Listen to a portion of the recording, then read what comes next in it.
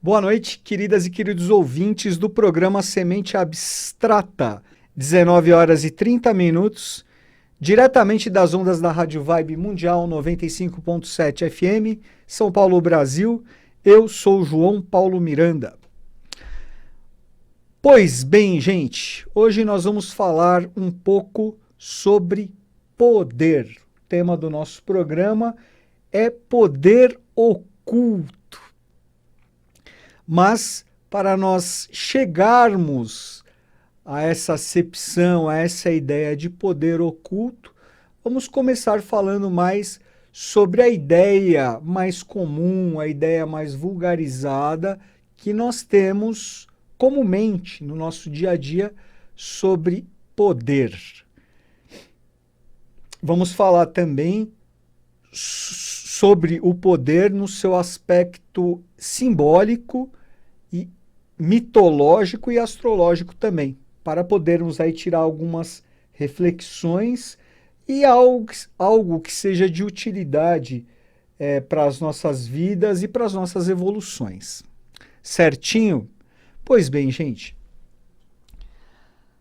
a palavra poder, a etimologia da palavra poder, vem do latim potere, e significa capacidade, ser capaz de alguma coisa, ter a capacidade de alguma coisa.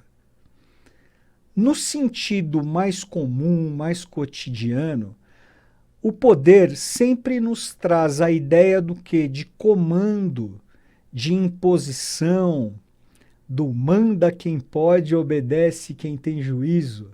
Então traz sempre essa ideia do que? De subordinação, de comando, de existir algo maior, superior, que subordine e imponha o seu poder, né, sobre aí os seus subordinados, podemos dizer assim. Temos o poder muito relacionado nesse ponto, gente, com a ideia de matéria, né, de poder material. Então, a acepção de poder sob o aspecto material invariavelmente está relacionada a poder financeiro, a dinheiro. E efetivamente, se nós formos observar o mundo à nossa volta, ao nosso redor, sob esse aspecto de mando e de comando, de controle, essas ideias associadas ao valor, a esse valor, poder, sempre existe essa associação direta ao poder, o quê? Financeiro. Ou seja, quem manda mais, quem tem mais poder é aquele que tem mais poder, o quê? Econômico, tem uma maior capacidade econômica. E isso realmente faz sentido no mundo materialista em que nós vivemos. Efetivamente, o poder que manda no mundo é o poder econômico. Isso é tão óbvio que às vezes é difícil até de acreditar e falar assim, não, mas isso faz parte de teorias da conspiração, será que é isso mesmo? Acho que não é bem assim. E é isso, é uma coisa, é tão óbvio que o poder que efetivamente controla o mundo é o poder financeiro, é o poder material, que às vezes é difícil da gente até acreditar. E, de fato, são poucas pessoas, um núcleo muito pequeno de famílias, de organizações, de corporações, que detêm a maior parte das riquezas materiais do mundo e que controlam as finanças. E não controlam só as finanças, submetem aos seus controles, através da imposição do poder econômico, não só a economia, mas também as políticas dos países, impõem a sua ideologia, impõem também padrões culturais de determinadas épocas, etc. e tal. E isso é feito o quê? Através do controle da mídia, dos meios de comunicação. É óbvio que os meios de comunicação são controlados e quem está por trás desse controle são aqueles que detêm mais poder, poder econômico. Porque esses núcleos, essas pessoas, essas corporações que já se mantêm esse status de poder econômico já há muitos séculos, eles têm esse projeto que de se manter no poder, de se perpetuar no poder, de continuar comandando a maior parte das riquezas, dos meios de produção e da riqueza material do globo terrestre. E isso acontece no mundo inteiro. Lógico, claro que nos países ricos esse controle naturalmente tende a ser maior. E é claro que esse controle que impacta o mundo inteiro, os núcleos principais, é claro que vem dos países mais ricos, isso é óbvio, porque é lá onde estão os centros dessas organizações de controle. Então, para que estas pessoas, para que esses grupos se perpetuem no poder, eles fazem uma grande, vamos dizer, um grande conluio, tá? Que envolve principalmente o controle dos meios de comunicação. As notícias, os jornais, as redes de televisão, as rádios. Para que com isso, eles tendo o controle da mídia, tendo o controle das informações, eles possam submeter a todos nós aos seus controles. Então, sob essa perspectiva, todos nós estamos subordinados a esse grande sistema. Todos nós.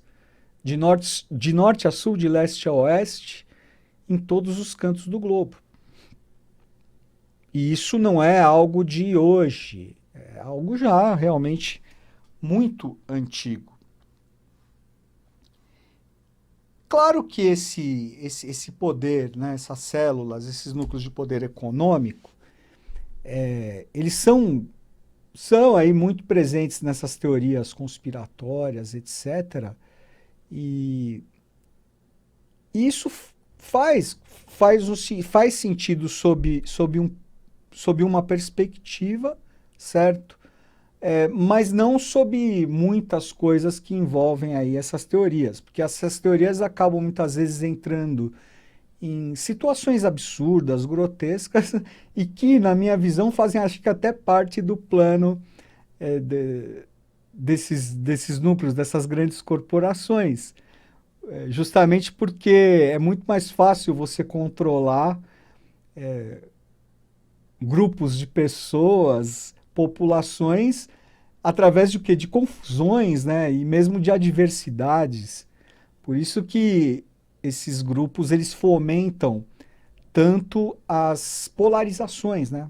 As polarizações que estão ocorrendo no mundo muito fortemente, que estão muito fortes aqui no Brasil, e é algo que nós, brasileiros, precisamos ter muito cuidado.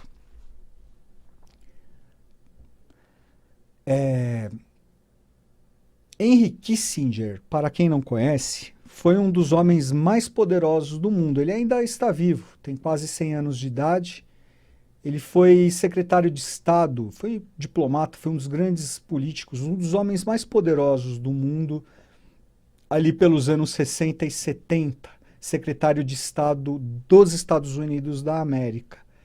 E ele, certa vez, ele proferiu uma frase que é muito simbólica nesse sentido. Ele disse que o poder é o maior dos afrodisíacos. Porque, é claro, o poder, né, a primeira forma de você conquistar esse poder material é através justamente o quê? Das finanças, através do financeiro. Mas chega um momento em que essas pessoas têm tanto, né, já conquistaram tanto, são donas de bilhões, de trilhões, controlam bilhões, trilhões, economias de países, etc. e tal, que o dinheiro passa a ser um coadjuvante nesse processo. E aí a sede de poder entra num outro patamar, entra num patamar de controle mesmo, de controlar determinado, né, grupo, de controlar países, de controlar populações, de subordinar, de impor, muitas vezes pelo medo, né? Essa imposição é muito feita, nós somos muito controlados através do medo, né? Que nos impõe. Então se torna algo cada vez mais nocivo nesse sentido, porque aí se torna um desejo, o poder que não tem fim. E isso dá vazão a que surjam, inclusive, líderes, né, líderes políticos, como nós já tivemos na história, querendo dominar o mundo, né, como foi o caso de Hitler na Alemanha. A sede de poder era tanta que a pretensão era justamente o quê? De dominar o mundo, né, dominar todo o globo terrestre. Mas isso entra, portanto, nesse ponto do poder se tornar o maior dos afrodisíacos. Né? Aquilo que passa a motivar essas pessoas, motivar esses grupos, subordinar cada vez mais, impor, controlar cada vez mais. Certo? Então, gente, essas são algumas características aí sobre a ideia que nós temos de poder, a maneira como nós realmente lidamos, conseguimos identificar no nosso dia a dia essa ideia de poder muito, muito relacionado como efetivamente é a poder econômico, ao poder financeiro. Mas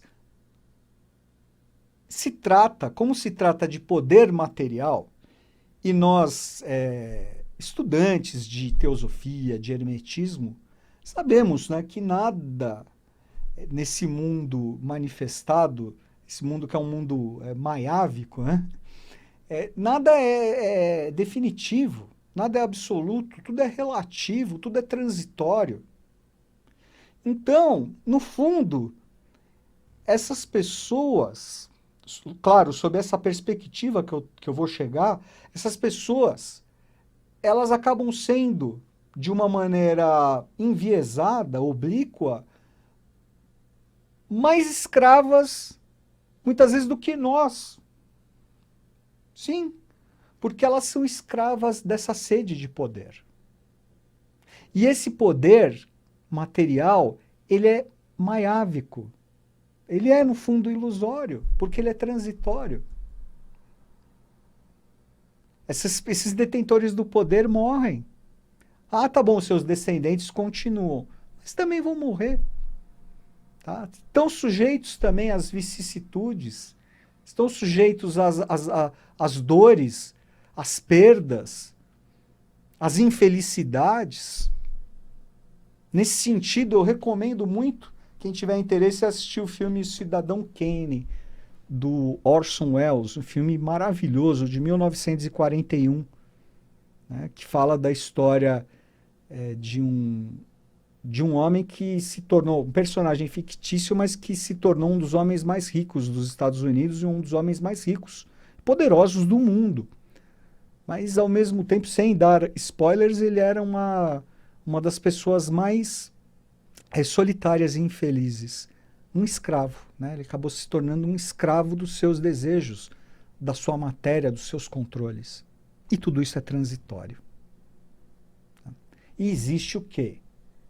Vamos entrar agora numa outra esfera, que é o poder oculto, que é o tema do nosso programa. Porque, nesse sentido, o verdadeiro poder, poder no seu sentido absoluto, ele é o quê? Ele é espiritual. Ele não é material. O que é isso? O poder material é transitório. Só o poder espiritual é verdadeiro. É o poder que vem do espírito. É o poder que vem do quê? Que vem do alto. Que vem da consciência maior, de Mahat. Da lei maior que a tudo e a todos rege. Esses detentores do poder material, eles se arrogam de poder. Eles se arrogam da prerrogativa de leis, né? Como se eu sou a lei. A lei sou eu. Eu mando na lei. O que eu digo é a lei, né? O que é uma patranha, né? Um equívoco. Porque não existe. Não existe essa lei. Só existe a lei maior, que a tudo e a todos rege. Essas células de poder financeiro, de poder material, elas são meros reflexos de sombras, né, querendo ser o que o poder verdadeiramente é. Por isso que eles se acham deuses, né? Se acham Deus porque detêm o dinheiro, porque detêm a matéria, e não tem nada, porque a matéria é transitória. Então, o poder verdadeiro é esse, é o poder espiritual, é o poder que vem do espírito. Por isso é o poder chamado oculto. E esse é o poder oculto de verdade, que não tem nada aí, não tem absolutamente nada a ver com teorias conspiratórias, certo, gente? Com relação à mitologia, à astrologia, aos simbolismos, essa associação ao poder é feita através de Plutão, do planeta Plutão. Plutão na mitologia romana, né? Hades na mitologia grega, e que é o regente do signo de Escorpião, o que é muito propício porque nós estamos ainda sob os auspícios aí do signo de Escorpião, né? O Sol transitando aqui no finalzinho do signo de Escorpião. Então, gente, o que representa Plutão? O que representa esse poder espiritual verdadeiro? É o poder oculto, que é invisível. Oculto porque é invisível. Esse poder ele não se submete a nenhum tipo de controle, porque ele é incontrolável. Como que você vai querer controlar um poder superior, um poder divino? Isso não existe. Ou mesmo se arrogar, né, no poder, se achando que você tem, que você, por ter o poder material, por ter o poder financeiro, você é como um Deus. Que é isso, né? Por isso que, sob essa perspectiva, essas pessoas que controlam as finanças e economias do mundo são os pobres coitados à visão da lei. Tá? E sofrem e vão sofrer muito os impactos da lei da causa e efeito, da lei do karma.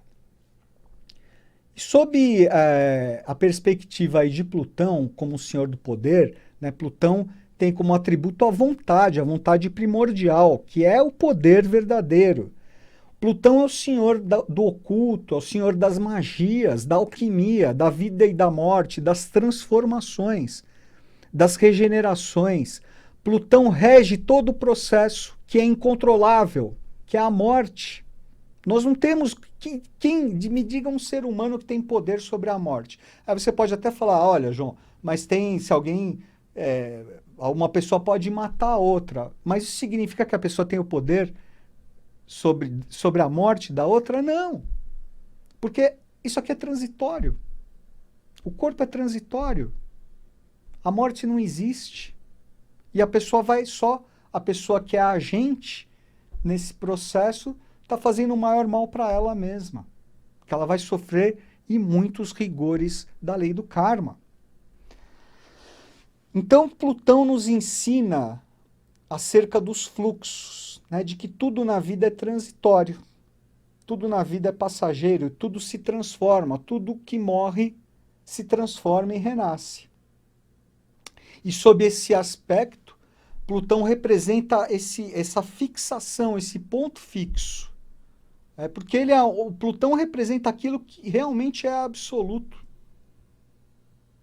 aquilo que é definitivo. Por isso que ele é o senhor da morte e ao mesmo tempo da vida, do renascimento, da regeneração. Plutão na mitologia, Hades, é o que vive nas profundezas, né? O senhor das profundezas. Por isso que ele é oculto, ele é invisível. O verdadeiro poder é invisível, é oculto, é incontrolável. Não se submete, não se disputa poder. Se disputa poder material. O poder verdadeiro não. Incontrolável. Então, Plutão representa esse sentido de eterno e que nos ensina a lidar com tudo que é transitório. Na mitologia, Hades, né, vive no interior da Terra e faz uma polaridade. Vive nas profundezas da Terra, na escuridão, nos mundos internos, invisíveis, e ele faz uma polaridade com quem? Com Júpiter, que é o Deus Supremo do Monte Olimpo, que habita o alto do Monte Olimpo. Então, enquanto Hades, Plutão, está lá no fundo, nas profundezas da Terra, seu irmão, Júpiter, Zeus, está no alto do Olimpo, formando uma polaridade. Então, enquanto Plutão representa o poder oculto, invisível, Júpiter representa, aí nesse caso, o poder manifestado no quaternário, né? Tanto que o símbolo de Júpiter lembra um 4. Certo? E veja que na mitologia e nas tradições, a referência a Hades Plutão é como Júpiter, Júpiter plutônico.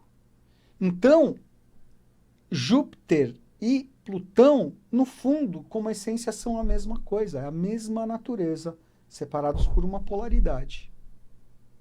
Sendo que a fonte de todo poder manifestado é quem? É Plutão, é Hades, que vive no interior da Terra. Bom, gente, essas são as considerações que eu trago para hoje acerca dessas reflexões de poder, tá?